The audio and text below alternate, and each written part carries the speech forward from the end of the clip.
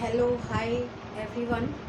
आज मैं संगीता आपको संगीता एक्सपर्ट यूट्यूब चैनल के ऊपर आज आपका जो टॉपिक लेके आई हूँ वो लेके आई हूँ भोज्य पदार्थों का वर्गीकरण। ये भोज्य पदार्थों का वर्गीकरण स्टार्ट करने वाली हूँ क्योंकि अभी तक हमने क्या देखा है कि भोजन क्या है, भोजन का अर्थ देखा था और इस अर्थ के साथ साथ हमने पोषक तत्व देखे थे और पोषक तत्वों के साथ हमने पोषण क्या होता है उसका अर्थ देखा था।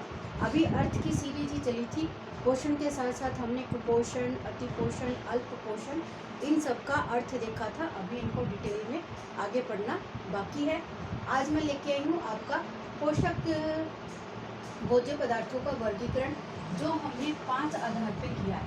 एक तो पोषक तत्वों के आधार पर, एक कार्य के आधार पर, एक नस्वरता के आधार पर, एक उद्गम के आधार पर और एक रासायनिक प्रक्रिया के आधार पर। इन सब का काफ़ी डिटेल होगा, इसीलिए आज यही टॉपिक लेके आई हूँ मैं आपके लिए। तो सबसे पहले तो मैं आपको कहूँगी कि आप मेरे चैनल पे अगर नए हो तो आप मेरे चैनल को लाइक करें, सब्सक्राइब करें और इस पर कमेंट करें ताकि मेरा जो वीडियो बनाने का मकसद है वो पूरा हो सके। तो इसी सीरीज़ में सबसे पहले हम चलते हैं हमारे पोषक तत्वों के आधार पर। अभी हमने पोषक तत्वों के आधार पर आपको बताया था कि पोषक तत्व हमारे क्या होते हैं। इन्हीं पोषक तत्वों के आधार पर हम क्या करते हैं, इसको 6 भागों में विभक्त करते हैं। आपको पता है पोषक तत्व हमारे कौन कौन से होते हैं। कार्बोज होता है, प्रोटीन होता है और वसा होती है, साथ में विटामिन होता है और एक होता है हमारा खनिज लवण, और एक हमारा होता है जल। तो इन सबको हमें देखना है कि ये जो भोज्य पदार्थों का वर्गीकरण है, इन पोषक तत्वों के आधार पर इनको जो 6 भागों में विभक्त किया गया है, ये 6 भाग हमारे क्या है। तो सबसे पहले कार्बोज को देखते हैं। कार्बोज का मतलब कार्बोहाइड्रेट से है, जो कि मुख्य स्रोत के रूप में हमें ये कहाँ से मिलता है, वनस्पति जगत से मिलता है। और वनस्पति जगत में भी किस में मिलता है, अनाज में मिलता है। जितना भी हम अनाज का प्रयोग अपने भोजन के अंदर करते हैं तो वो भोजन के अंदर अनाज का हमारा जो मुख्य भाग होता है वो क्या होता है, कार्बोहाइड्रेट का होता है। आप सुबह से लेकर शाम तक अपने भोजन के अंदर जितने भी प्रकार के अनाजों का प्रयोग करते हो वो सारे अनाज से हमें क्या मिलता है, कार्बोहाइड्रेट मिलता है। और अनाज के साथ साथ हमारी जितनी भी जड़ वाली सब्जियां हैं और जैसे चावल है, आलू है, शकरकंद है, इन सब से भी हमें क्या मिलता है, कार्बोहाइड्रेट की मात्रा है जो हमें एक उच्च गुणवत्ता युक्त कार्बोहाइड्रेट है वो प्राप्त होता है। दूसरा हमारा प्रोटीन है। प्रोटीन के 2 स्रोत मुख्य माने गए हैं। एक तो माना गया है जंतु जगत और एक माना गया है वनस्पति जगत। जो नॉन वेजिटेरियन है वो अपना प्रोटीन है वो जंतु जगत से प्राप्त करते हैं, और जबकि वेजिटेरियन व्यक्ति है वो सारा अपना क्या है, वनस्पति जगत से प्राप्त करते हैं। तो प्रोटीन की जो मुख्य मात्रा होती है हमारे सभी प्रकार के दालों वाले अनाज के अंदर प्रोटीन की मात्रा है वो बहुतायत से मिलती है। आप जितनी भी प्रकार की मूंग, मोठ, उड़द, चना, साबुत जितने भी आप अनाज का प्रयोग करते हो दाल के रूप में, उन सब से हमें क्या मिलती है, प्रोटीन की मात्रा प्राप्त होती है। दूसरा जैसे हमारा जंतु जगत है जिससे उच्च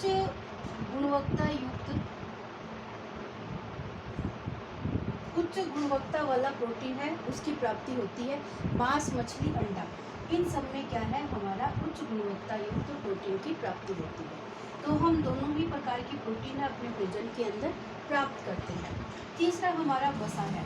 वसा को भी हम क्या करते हैं, 2 भागों में विभक्त करते हैं। एक को तो क्या कहते हैं, संतृप्त वसा, और दूसरी को क्या कहते हैं, असंतृप्त वसा। संतृप्त वसा का मतलब होता है घी जो कि जमने वाली होती है, और असंतृप्त वसा का मतलब होता है तेल जो हमें वनस्पति जगत से प्राप्त होता है। ये मान लो जो घी होता है ये जंतु जगत से मिलने वाला होता है, और जो असंतृप्त वसा होती है वो हमारी क्या होती है, वनस्पति जगत से जितने भी हमारे तेल वाले बीज होते हैं, सरसों, मूंगफली, तिल, महुआ, अरंडी, ये सब क्या है हमारे वसा प्राप्ति के स्रोत हैं। और इनसे देखा जाए तो हमारा जो लोह तत्व जो भोज्य पदार्थ होते हैं उनकी मात्रा भी हमें वसा में इन वसा युक्त बीजों के माध्यम से काफ़ी अच्छी प्राप्त होती है। तीसरा चौथा हमारा क्या आ जाता है, विटामिन आ जाता है। विटामिनों को भी हमने पोषक तत्वों के अंतर्गत मैंने आपको इसमें थोड़ा सा शॉर्ट रूप में बताया था कि विटामिन है, ये भी क्या होते हैं, दो प्रकार के होते हैं। एक तो होते हैं जल में घुलनशील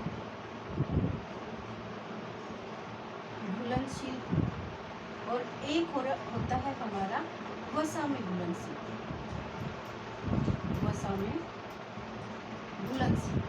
जल में घुलनशील में दो आते हैं हमारे, बी और सी। विटामिन बी और सी है, ये हमारा क्या है, जल में घुलते हैं।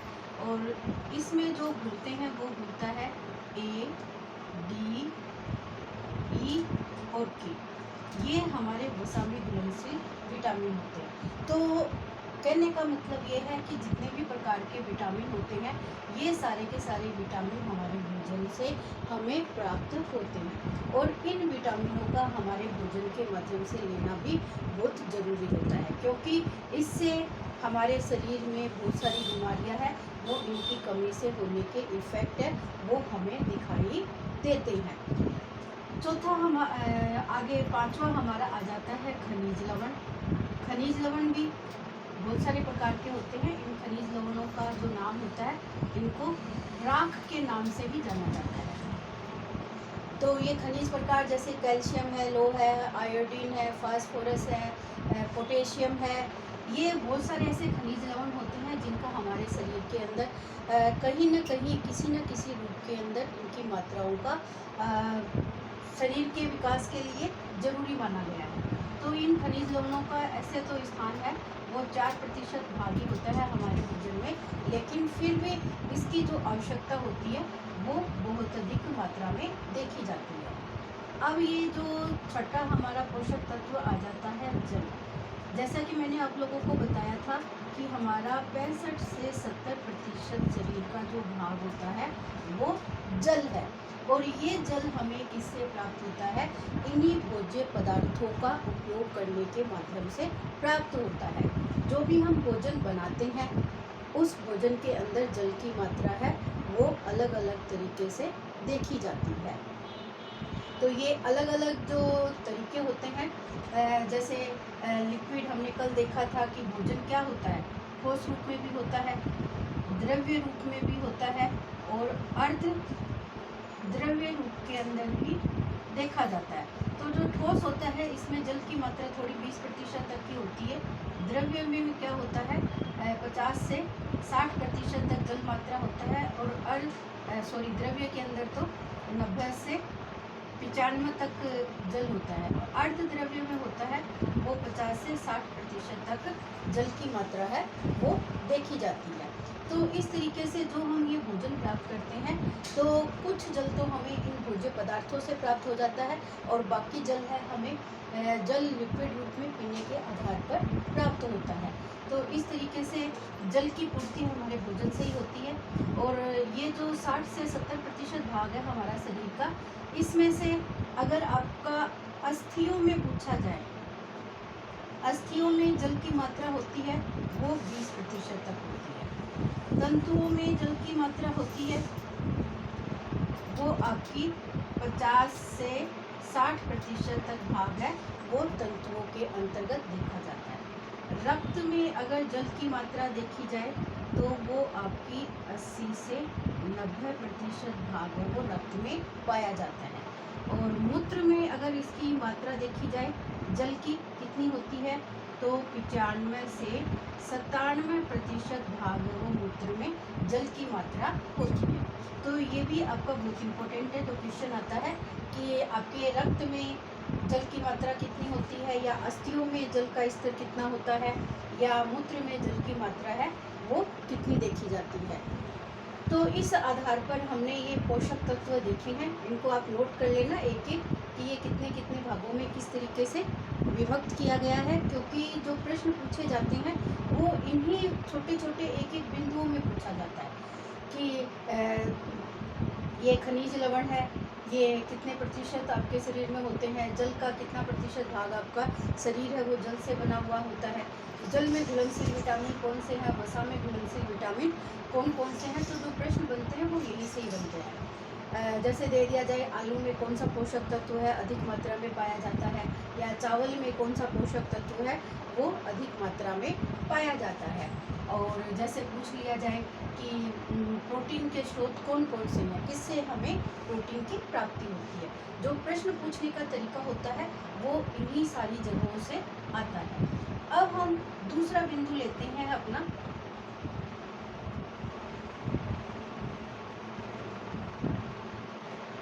ये हमारा पहला हो गया पोषक तत्वों के आधार पर। दूसरा जो पॉइंट है हमारा है वो कार्यों के आधार पर। जो हमने भोजन का टॉपिक हमने छेड़ रखा है कि भोजन हम क्यों खाते हैं, तो इसका अर्थ आपको पता होना चाहिए कि जो भोजन हम खा रहे हैं उसका हमारे शरीर में कार्य क्या क्या है। तो इन्हीं कार्यों के आधार पर इनको अलग अलग भागों के अंदर वर्गीकृत किया गया है। ये कार्यों का टॉपिक मैंने आपको अलग इसीलिए नहीं पढ़ाया है क्योंकि जो कार्यों से प्रश्न आते हैं वो मैंने इसी के अंदर आपको क्लियर करने का सोच रहा था, इसीलिए मैंने आपको कार्य है वो अलग अलग तरीके से नहीं पढ़ाई है। तो कार्यों का जो टॉपिक है कि कार्य क्या है हमारे, तो पहला तो जो भोजन खाते हैं वो क्या कार्य करता है, ऊर्जा प्रदान करने का कार्य करता है, ऊर्जा देने का कार्य करता है। अब जो हमने पोषक तत्व लिए हैं, अब उन पोषक तत्वों को आप किस आधार पर वर्गीकृत करोगे कि ऊर्जा हमें कौन कौन से पोषक तत्वों से प्राप्त होती है। तो ऊर्जा का देखा जाए तो आपको कार्बोहाइड्रेट से प्राप्त होती है, कार्बोज से, प्रोटीन से और वसा से। कल मैंने आपको इसका वो भी बताया था कि किससे कितने ग्राम प्रोटीन है वो प्राप्त होती है। आप 1 ग्राम कार्बोज खाते हो तो आपको 4.2 किलो कैलोरी, प्रोटीन खाते हो तो भी आपको 4.2 किलो कैलोरी, और वसा खाते हो तो आपको 9.2 किलो कैलोरी ऊर्जा की प्राप्ति होती है।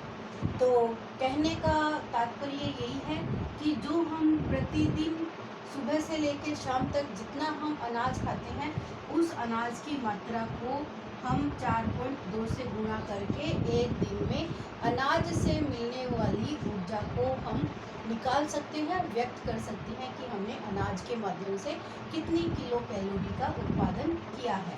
तो सबसे पहला कार्य हो गया हमारा, कार्यों के आधार पर अगर वर्गीकरण करें तो ऊर्जा देने का कार्य है वो भोजन करता है, क्योंकि व्यक्ति को हर कार्य करने के लिए ऊर्जा की आवश्यकता होती है और ऊर्जा के माध्यम से ही व्यक्ति है वो कार्यों को अच्छी तरीके से संपन्न कर सकता है। बिना ऊर्जा के व्यक्ति है किसी भी कार्य को करने में असमर्थ हो जाता है। दूसरा हमारा जो कार्य आता है वो आता है निर्माणात्मक कार्य, शरीर का निर्माण करना। या आप सभी मानते हो कि जब बच्चा जन्म लेता है तो मात्र कितना होता है, 3 से 3.5 किलो केजी का देखा जाता है, केजी। तो अगर इसका हम भोजन की व्यवस्था न करें बच्चे की तो वो आगे विकसित कैसे होगा, क्योंकि भोजन जो हम खा रहे हैं वो किसके लिए खा रहे हैं, जीने के लिए भोजन खा रहे हैं, ना कि भोजन के लिए हम जीते हैं, बल्कि क्या करते हैं, जीने के लिए हम भोजन का प्रयोग करते हैं। तो जो 3 से 3.5 किलो का बच्चा जब जन्म लेता है तो हम देखते हैं कि वो साल भर का जब हो जाता है, 1 साल का जब बच्चा हो जाता है तो जन्म के भार का 3 गुना बच्चे का भार है वो बढ़ जाता है। वो क्यों बढ़ा, क्योंकि उसके शरीर का निर्माण हुआ, और वो निर्माण किसके माध्यम से हुआ, भोजन के माध्यम से हुआ। तो ये भोजन का माध्यम क्या है, निर्माण करने का कार्य है, वो हमें किससे मिलता है, प्रोटीन से मिलता है। जो हमने पोषक तत्व देखे हैं, पोषक तत्वों में जो प्रोटीन हमारा पोषक तत्व है वो मुख्य रूप से कार्य करता है अपने शरीर का निर्माण करने का। और वो जब निर्माण कार्य करने का प्रोटीन अगर हम प्रॉपर रूप से बच्चे की, जो आपका एक टॉपिक और दे रखा है RDA, इसका मतलब होता है डेली आप अपने भोजन क्या आपके शरीर को कितनी आवश्यकता होती है उस मात्रा को व्यक्त करना ही क्या कहलाता है, RDA सारणी कहलाती है। यानी दैनिक आपकी जितनी रिक्वायरमेंट है आपके शरीर की, वो रिक्वायरमेंट किसको व्यक्त करती है, RDA सारणी के माध्यम से व्यक्ति की एक आवश्यकता को प्रकट करती है, जिसमें ये बताया जाता है कि 1 वर्ष के बच्चे के लिए प्रोटीन, कार्बोहाइड्रेट, कैल्शियम, विटामिन कितनी ग्राम उसको लेना चाहिए, एक वयस्क व्यक्ति को कितना लेना चाहिए, एक वृद्ध व्यक्ति को कितना लेना चाहिए, या एक धात्री माता को, या एक कहा जाए कि एक गर्भवती माता को कितनी सारी पोषक तत्वों की मात्रा को अपने भोजन में निर्धारित करना है, उसी सब मात्रा को ही हम क्या कहेंगे, RDA सारणी कह सकते हैं, जिसके माध्यम से हमें ये पता चल जाता है कि हमें अपने भोजन में कितने पोषक तत्वों की आवश्यकता होती है। दूसरा कार्य हमारा हो गया निर्माणात्मक कार्य करना, जो कि किससे होता है, प्रोटीन से होता है, और प्रोटीन के साथ साथ कुछ भाग कैल्शियम और खनिज लवणों का भी कार्य क्या होता है, ये निर्माण करना होता है। तीसरा जो इसका महत्वपूर्ण कार्य आ जाता है हमारा, वो जो कार्य आता है उसको हम कह सकते हैं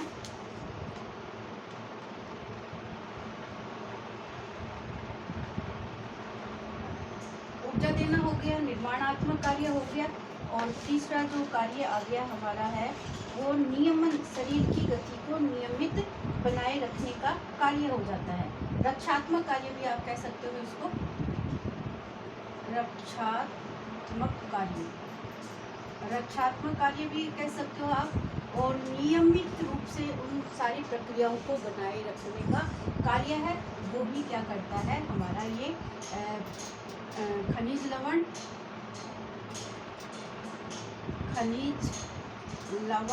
और विटामिन, ये दोनों मिलकर क्या करते हैं, हमारे शरीर की रक्षा करने का कार्य करता है। अब कल मैंने आपको जैसे बताया था कि विटामिन A है, वो आपके शरीर के अंदर अगर कम हो जाए, आपकी जितनी रिक्वायरमेंट है, तो वो अगर आप नहीं लोगे तो क्या हो जाएगा, रतौंधी रोग हो जाएगा, रतौंधी रोग हो जाएगा।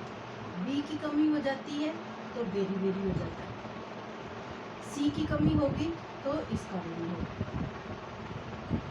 D की कमी होगी तो रिकेट्स होगा, E की कमी होगी तो इसको कह सकते हैं बांझपन का गुण, बांझपन का गुण। और K का अगर कम हो जाता है तो रक्त का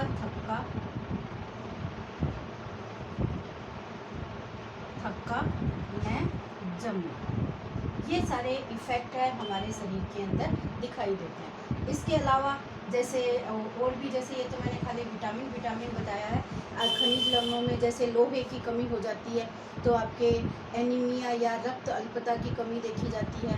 कैल्शियम नहीं लोगे तो आपकी हड्डियों के अंदर अलग अलग अवस्थाओं का अलग अलग रोग है वो दिखाई देगा। तो इसी तरीके से जितने भी हमारे खनिज लवण हैं, ये आयोडीन की कमी हो जाती है तो आपके घेंगा नामक रोग हो जाता है। यानी हर प्रकार का जो खनिज लवण है आपकी कमी को इफ़ेक्ट करता है। कमी के माध्यम से जो सिचुएशन शरीर के अंदर दिखाई देती है वो सारी की सारी हमारी क्या है, इनसे कमी होने वाले मुख्य रूप से जो कंडीशन है उसको व्यक्त करता है। तो हमारे 3 प्रकार के ये कार्य हो गए मुख्य। और इसके अलावा जैसे भोजन के आप कार्य पढ़ते हो तो उसमें सामाजिक कार्य आ जाता है, मनोवैज्ञानिक कार्य आ जाता है, या संवेगात्मक स्थिति को प्रकट करने वाला कार्य आ जाता है। तो ये जो सारे कार्य हैं वो हमारे क्या है, भोजन को इफ़ेक्टिव करने वाले कार्यों के रूप में जाने जाते हैं। तो ये हमारे 2 पॉइंट है वो हमारे पूरे हो गए हैं। पोषक तत्वों के आधार पर और कार्यों के आधार पर। इसको भी आप नोट कर लेना कि कौन कौन से कार्य हैं। ये 3 प्रकार के मुख्य कार्य हैं: ऊर्जा देना, निर्माणात्मक कार्य करना और रक्षात्मक कार्य करना। इसमें हमारे सारे पोषक तत्व हैं वो आ जाते हैं 3 कार्यों के अंतर्गत, जो कि भोज्य पदार्थों के वर्गीकरण को स्पष्ट करते हैं। अब इनको मैं ट्रेस कर रही हूँ और आपको ये तीसरा वाला जो कार्य है उसको स्पष्ट कर रही हूँ।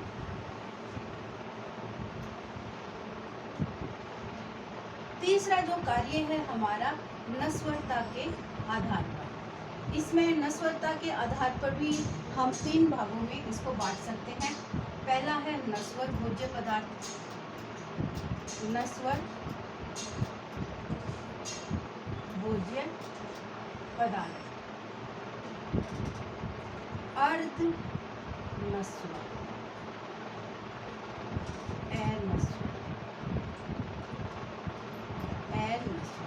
इस आधार पर हम क्या करेंगे, इन भोज्य पदार्थों को 3 भागों में वर्गीकृत कर सकते हैं।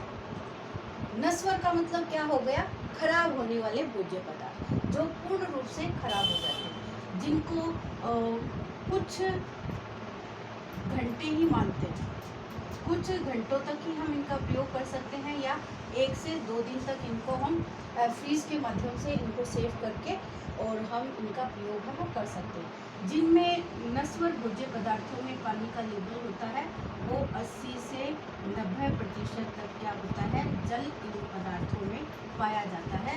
इसीलिए ये भोज्य पदार्थ क्या कहलाते हैं, नस्वर भोज्य पदार्थ कहलाते हैं। जैसे आपका दूध, दही, मांस, मछली, अंडा, ये सब हो गया, इनको आप ज़्यादा लंबे समय तक सुरक्षित नहीं रख सकते हो। इसके अलावा आपकी जितनी भी हरी पत्तेदार सब्जियां हैं, इनका भी प्रयोग क्या होता है, आपको तुरंत करना होता है। अर्ध नस्वर में जिन भोज्य पदार्थों को हम क्या करते हैं, 5 से 7 दिन या 15 दिन तक अपने घर के अंदर हम सेव कर सकते हैं। आलू, प्याज, गोभी, मटर, ये सब चीज़ें क्या है, इस तरीके की है, जिनको हम अपने घर के अंदर फ्रीज के माध्यम से और इनको 15 दिन तक अपने घर के अंदर रख सकते हैं। इनमें पानी की मात्रा देखी जाए तो 50 से 60% तक जो है पानी का स्तर होता है, इसीलिए इनको अर्ध नस्वर भोज्य पदार्थ कहा गया है। अनस्वर का मतलब जो खराब नहीं होते, जिनको आप साल भर है वो अपने घर के अंदर फूड संरक्षण के माध्यम से इनको सेव करके रख सकते हैं। इसमें सभी प्रकार के क्या आ जाते हैं, अनाज आ जाते हैं, दाल आ जाती है, चावल, अनाज, दाल, चावल, और साथ में आपके अचार, जैम, जेली, मुरब्बा, इस सब की ये सारी चीज़ें क्या होती है, आपके अनस्वर भोज्य पदार्थों की श्रेणी के अंतर्गत देखे जाते हैं। तो ये जो अनस्वर भोज्य पदार्थ है, इनका मतलब होता है कि ये इनको हम लंबे समय तक रख सकते हैं और ये जल्दी से हमारे खराब भी नहीं होते हैं। अब उद्गम के आधार पर देखा जाए तो उद्गम मतलब इनका उत्पादन कहाँ से हो रहा है, तो ये आपके 2 जगह से हो रहा है। एक तो हो रहा है वनस्पति जगत और दूसरा आपका क्या हो रहा है, जंतु जगत। जितने भी आप अपने भोजन के अंदर इन खाद्य पदार्थों का प्रयोग करते हो, जैसे आपने प्रोटीन, वसा, कार्बोहाइड्रेट देखा है, ये किन से प्राप्त हो रहे हैं, कुछ तो हमें वनस्पति से प्राप्त हो रहे हैं और कुछ हमें क्या हो रहा है, जंतुओं से प्राप्त हो रहे हैं। तो वनस्पति से जितनी भी आप फल, सब्जी, अनाज, दाल, ये सब देख रहे हो, तो ये सब क्या है, आपके वनस्पति जगत के भोज्य पदार्थ है। और जंतु जगत में जैसे आपका दूध, दही, दही से छाछ, ये सब बनने वाले, घी, मांस, मछली, अंडा,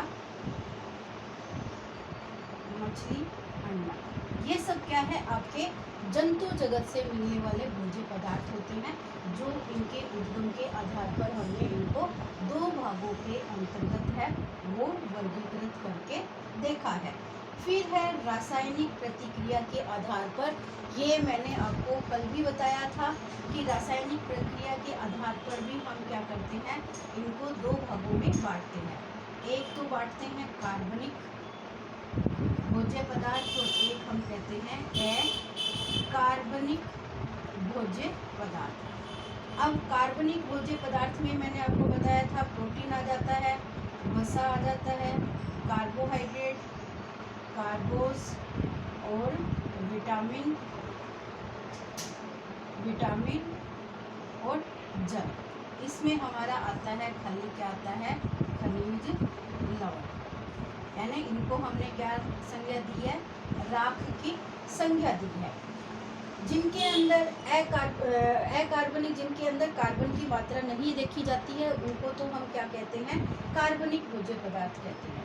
और जिनमें कार्बन भी होती है, हाइड्रोजन भी होता है, ऑक्सीजन होता है, सल्फर होता है और नाइट्रोजन होती है, ये सब जिनके अंदर मौजूद होता है वो भोज्य पदार्थ हमारा क्या कहलाता है, कार्बनिक भोज्य पदार्थ कहलाते हैं। तो इस आधार पर हमने रासायनिक प्रक्रियाओं के आधार पर भी हमने क्या किया है, इनको दो भागों में बांटा है, एक कार्बनिक और एक अकार्बनिक भोज्य पदार्थ। तो इस तरीके से हमारा ये पांचों भोज्य पदार्थों का वर्गीकरण का एक्सप्लेन है वो अच्छे से हो गया है। तो इनके ऊपर पूछे जाने वाले प्रश्न हैं वो एक एक बिंदुओं से पूछे जाते हैं कि ये क्या है। और इसके बाद में जैसे ये हमारा टॉपिक पूरा होता है तो उसके बाद मैं आपके लिए प्रश्नोत्तरी भी लेके आऊँगी जो अलग अलग एग्ज़ाम के अंदर पूछे जा चुके हैं। और ये जो टॉपिक है हमारा, ये फर्स्ट ग्रेड के अंदर आपका जितना भी इसमें लैब असिस्टेंट में आया है वो सारा का सारा हमारा फर्स्ट ग्रेड में भी आने वाला है। तो इसलिए उसके फॉर्म भी चालू हो चुके हैं 5 तारीख से। तो कोई जो उसमें भराना चाहता है तो वो भी अपने फर्स्ट ग्रेड के लिए भी आपकी 22 पोस्ट है वो निकली है। और जो ये लैब असिस्टेंट में है इसमें आपकी 35 पोस्ट है। तो कंपटीशन हमारा थोड़ा सा टफ है, तो इसलिए हमें जो अपनी तैयारी है वो अच्छे तरीके से करनी है। अगर वीडियो पसंद आए तो इसको लाइक शेयर करना मत भूलना। Thank you, all the best.